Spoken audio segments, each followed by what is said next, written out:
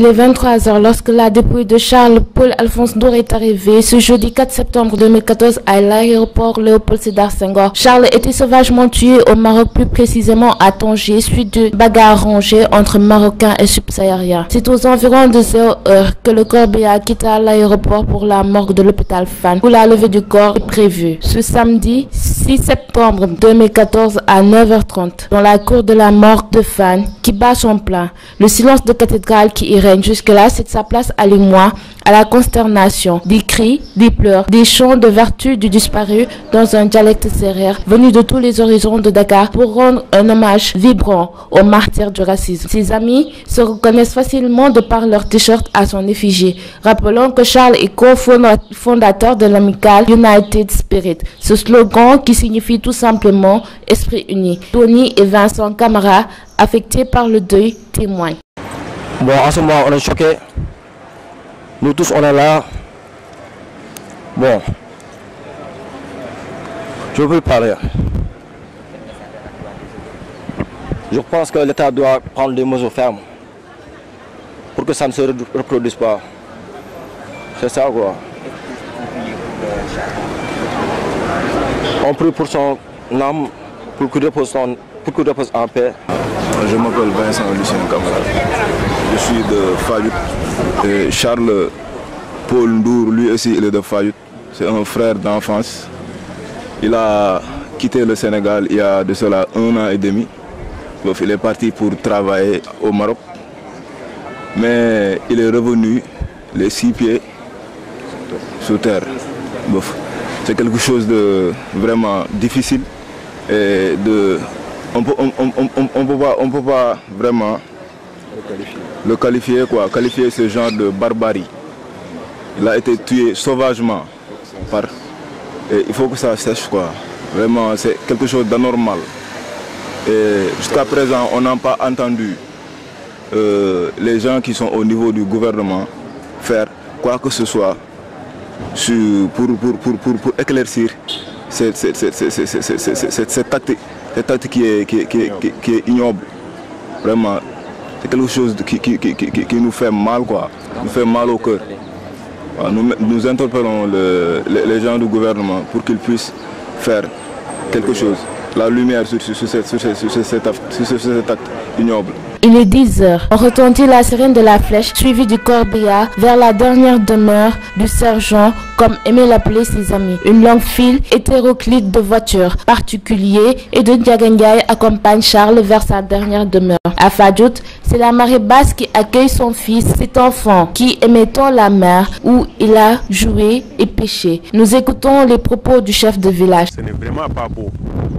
Tout le monde quand même dort et pleure quand même son âme. Que le Tout-Puissant Allah lui préserve tout ce qu'il y a de meilleur dans son paradis. Mais c'est vraiment triste et nous, Fadjoutiens, nous sommes vraiment contre cela. Vraiment contre cela, bon, nous ne pouvons absolument rien faire à l'endroit quand même de ces autorités, mais nous appelons au président quand même et de travailler en étroite collaboration avec ceux qui sont là-bas comme responsables pour que vraiment qu'ils fassent des recherches et puis faire éclairer la lumière. Quant à la famille de Charles, ils n'ont pas voulu s'exprimer sur cette affaire. Le frère Gérard s'est ouvert à nous ainsi que sa tante. D'abord, l'incident, nous tous nous le trouvons malheureux.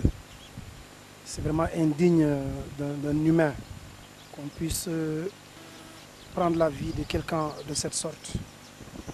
Mais nous sommes croyants. Et c'est cela que nous mettons en avant.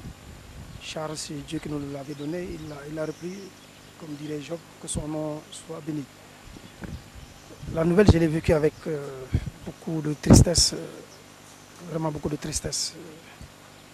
C'est dommage que dans un continent africain, qu'on puisse arriver à cela. Qu'on soit de peau blanche ou de peau noire, je pense que l'essentiel, c'est maintenir notre africanité. Nous tous, nous sommes africains. Il y a des Marocains au Sénégal, il y a des Sénégalais au Maroc, et c'est ça l'Union africaine. La mort de Charles, due à une violence, doit également donner une leçon à nous tous, parce que de la violence, il y en a partout dans le monde. Ça doit être une leçon pour que nous puissions arrêter, cesser la violence. La violence en nous-mêmes et mais aussi la violence envers les autres. dëj bi metti na trop ñoo ko bokk maa ngi yaam ñu ay wujju peccal ko dañu parce que papa xale bi sama jëkkër moom mooy magam ñu bokk ndey ak baay mais biñu déggee ak annonce bi dafa ñu metti ñëpp gis nga village bi biñu ñëwee depuis bi ñu gaañoo ba léegi kenn amul jàmm chaque jour ñoo ngi jàppante Kër Massar di jël di koor affaire bi metti nañu nag fi mu nekk li ñu bëgg mooy Macky Sall na jéem a dimbali nit ñi lii mu jóg si parce que tamit Sénégal ñu topp di rey à l'étranger metti na ndax doo jur sa doom mu dem di wuti pour ñëw dimbali la di yaakaar si yow ba pare ñu topp ko di ko boobu ay rey yu salte ñu indi comme ay chien yu ñu rey sànni ko si mbedd mi xam nga nekk lu ñaaw affaire metti nañu trop trop trop trop wax dëgg yàlla dégg lii nag moom nguur gi war na see jóg parce que bu ñu ko bàyyi ni tamit neexul fépp partout Afrique fu mu mën nekk à l'étranger yëpp li ñuy def suñu doom yi metti na te dañoo dem wuti jom ndax fii amul liggéey amul dara ñu xale yu yëpp nga taxawaale waaw. Ses amis, qui peinent à sortir les mots de leur bouche, ont surtout, de par leur courage, exprimé la douleur qu'ils ressentent. Ils ont aussi lancé un appel à tout Fadjoudjian et à tout Sénégalais d'aller à la marche organisée le 8 septembre pour dénoncer la mort du martyr et que plus jamais ça, une telle horreur ne se reproduise. Donc sa mort nous a tous touchés, tout le village. Donc je demande à tout un Fadjoudjien qui serait disponible, qu'il fasse le maxi possible pour assister à cette marche-là. De ce 8 septembre, vous dites. Hein. Donc j'invite tous les Fadjoudjiens, même ceux qui sont là présentement, de quitter Fadjoud, aller assister à cette marche pour qu'il soit une mobilisation et que nous soyons entendus un peu partout dans le monde. Il est 15h lorsque la cloche sonne. Tous les chemins mènent vers l'église pour accompagner Charles en sa dernière messe.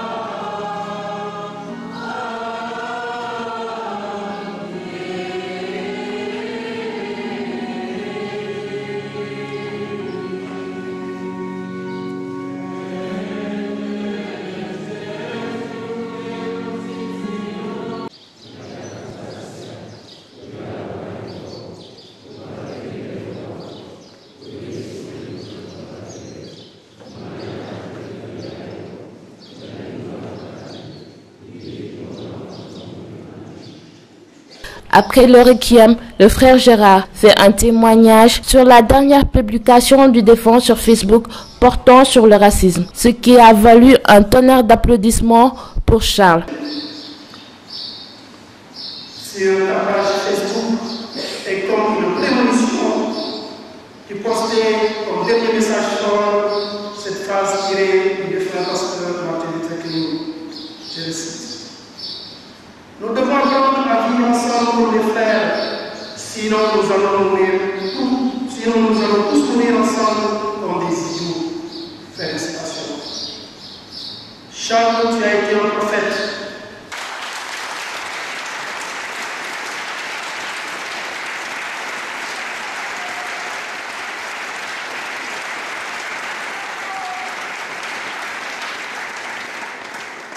Dans son homélie, le prêtre nous dira que ces bourreaux l'ont affecté, mais l'amour est plus fort que la mort. Ces Marocains ont commis un acte ignoble, plus pire que le virus Ebola. Charles, tu n'es pas mort comme un idiot. Tu es mort comme un héros, comme les héros de son temps, comme Martin Luther King, les gens passent. Bien au contraire, tes bourreaux, c'est eux comme des idiots qui t'ont tué. La personne humaine ne se construit qu'en relation humaine. Vive la fraternité, en bas la xénophobie, en bas le racisme.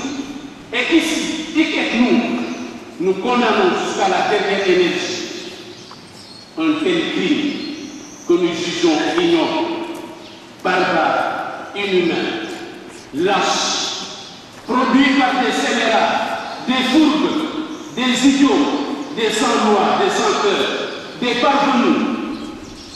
Oui, des gens dangereux, pire que le virus Ebola. Le dernier adieu, la dernière prière au calvaire est une désolation totale. Des cris, des pleurs surgissent de partout. De là, Sergent s'en va à jamais vers le Père. Il est enterré au cimetière mixte de Fadiout, près de ses aïeux. Cette terre qui a vu naître le 13 octobre 1988, Sergent de son vrai nom, Charles-Paul Alphonse Ndour, est aussi la terre où se termine son histoire, là où il se repose désormais. Charles, tu t'en vas vers le Père, dors dans la paix du Seigneur. Ceci est un cri de détresse que lancent ses amis au retour du cimetière.